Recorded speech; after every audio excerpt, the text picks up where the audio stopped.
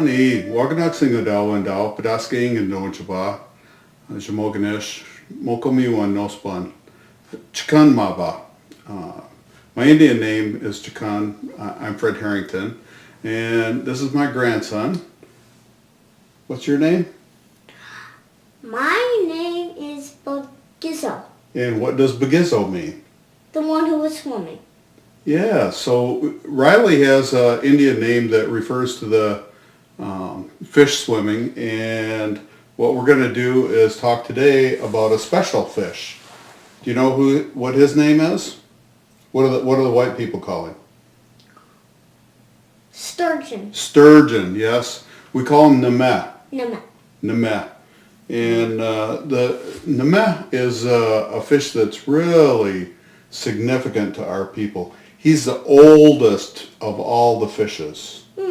He's like a dinosaur. When you look at his back, you see ridges. There's big bumps. Big bumps, big ridges on his back and on his side. He looks like a dinosaur. Yes, very much. He's one of the oldest fish alive, and in the Great Lakes, he's the grandfather of all the fishes. Wow. When a lot of tribes have a Sturgeon Clan, Nemeh, Dodam. They're one of the fish, or one of the clans that the people go to for advice. The fish clans are very introspective. You know what that means? Very smart. Yes, thoughtful. Thoughtful. That was close. They're warriors who use their brain. Yes. So when we think of warriors of the old days who were going to battle, now when we have a battle, what do we use? Think. Yes, we think. We think before we fight. We always think before we fight. True. The Adawa warriors always think before they fight. Yeah. And it's the fish clans, the turtle clans, that help us do that. We learn from them how to think. Do you know why he's red all around here outside? Yeah. No. This is the color he represents is red for the summer. And do you know what moon this is?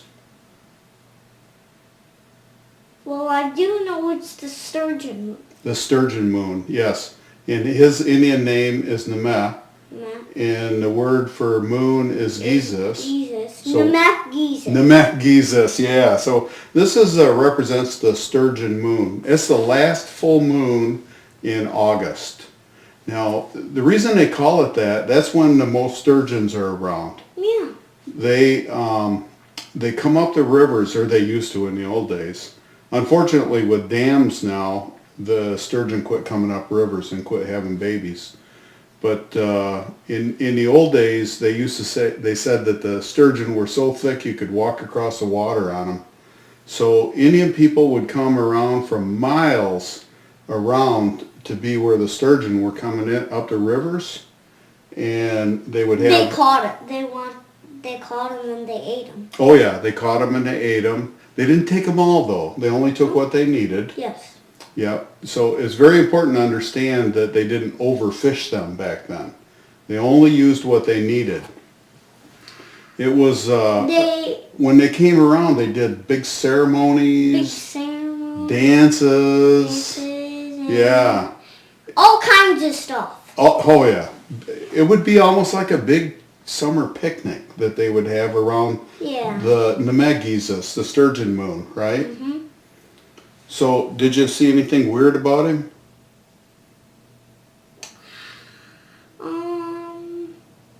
Not that much. What show the people? What about these? Oh, this is his nose. Yep, he actually breathes. He can smell with those. And then this is his big mouth. What's the difference with his mouth? It's like a big vacuum. It's like a vacuum cleaner. Right. He sucks food off the bottom. He sucks food off the bottom. Like clams. Yep. Shrimp maybe. Freshwater shrimp or mussels. Mussels. Yeah.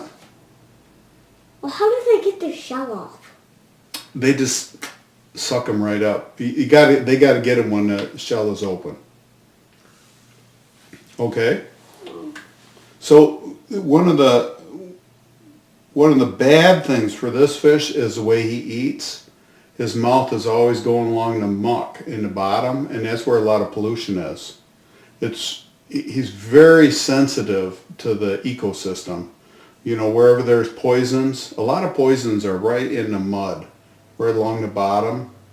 And he's one of the fish that will eventually gather up all those poisons. They're very sensitive.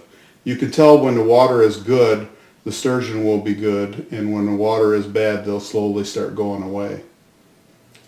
When they put up all the dams in the 1800s, they put up dams everywhere, all across Michigan. And this was a problem because the Nemeth, he goes upriver to make babies, right? Yeah. So if they put up dams, can he get up there? No. And then what happens? What do you mean by that? Yep. So where are all the sturgeon now? Up. Dead. And where do they go? They went to the spirit world. Right. So instead of going upstream and making more babies, all the sturgeon went into the spirit world. Now, there are some left. Yes. And the Indians over in Wisconsin, Menominee. Yeah. You know what Menominee means? No. The rice people. Right. Yeah, people of the rice. So the Menominee people started replanting these fish. It's very complicated, and it takes a long time because these guys, they get up like 200 pounds and 6 feet tall, almost like me. They get that big, and they can't make babies until they're 20 years old. They live to be 100. Can you believe that? Now that's a real old fish. Yeah, that's an old fish. So when you think about who would you go ask for advice from?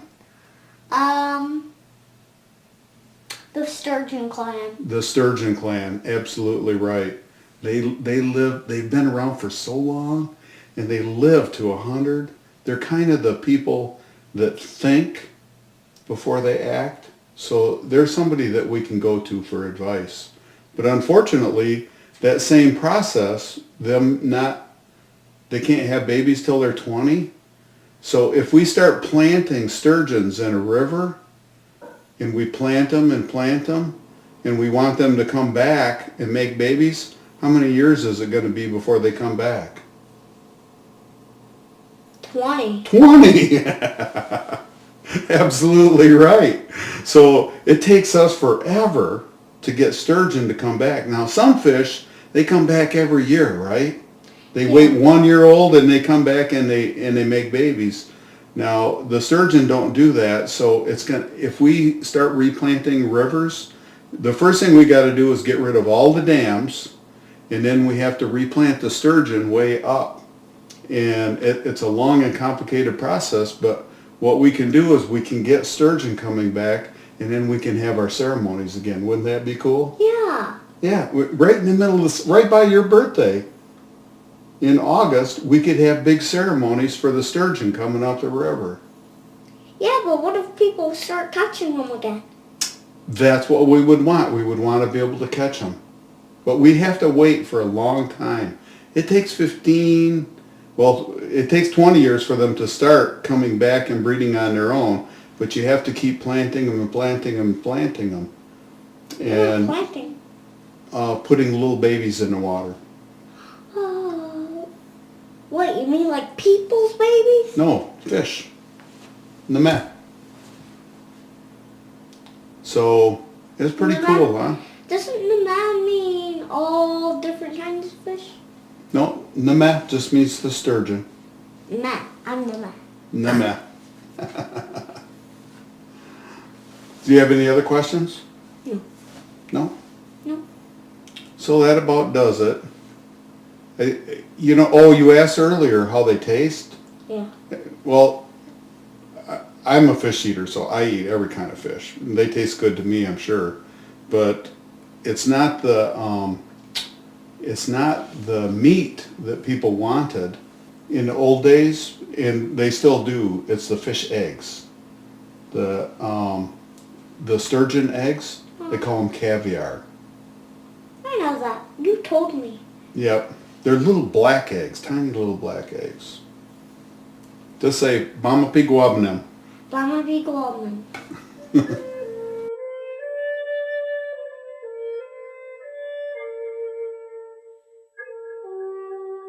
My grandson and I talk about these things all the time.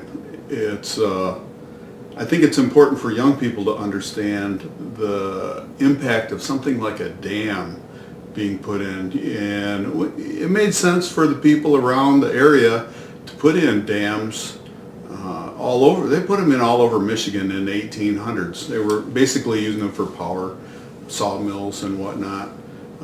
But the impact on us was really significant. Like I was talking with Begizo,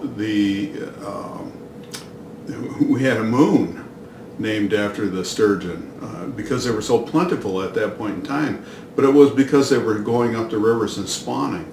As soon as they put dams over all the rivers all around the Great Lakes, it just about decimated the sturgeon. There was also a lot of overfishing once the population that was moving in realized that the sturgeon had caviar. Caviar was quite a big deal, but until then they were just throwing them away. They thought they were junk fish. But the caviar market, in combination with the dams, just about wiped the sturgeon out. So there's very few places left that have sturgeon in the Great Lakes, but it's not like it was in the old days. When you think about the fish that doesn't breed or doesn't spawn until it's 20 years old, you have a fish that has the same basic life cycle as humans. And if you stopped humans from breeding for 100 years, well, the population is going to basically be gone. There's only those few that will be doing it, and that's what's happened. So in northern Michigan, you only see, there are some out in the lakes, in the big lakes, but not very many. And the population in inland lakes right now, there's some in Black Lake. That's a lake that didn't have its waterways interrupted. So what happened though was the loss of the ceremonies. We had these big gatherings of people around the rivers where the sturgeon were coming in. They had feasts, they had songs, dancing. It was quite an event for the end of the summer, and those are all gone just because of a simple thing like putting dams on all the rivers. You don't think about those things when you think about just water being interrupted. The issues with bringing them back, I was talking with Gizzo about that, is basically the length of time, because it takes them until they're 20 years old to start spawning. It's a huge effort, Herculean.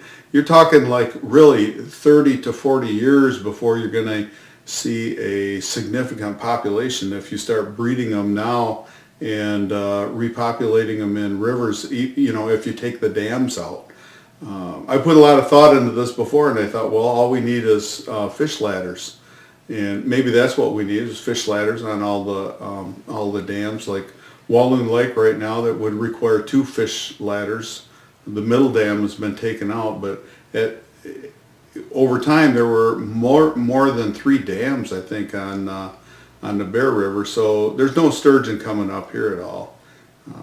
It would really be cool to see the sturgeon come back and maybe have a dance and songs and a ceremony down at the Bear River for the sturgeon. Chimigwachka Bejayak, Chimigwachka Bazendayak. Thanks for coming. Thanks for listening to us. Bam Pigwabin.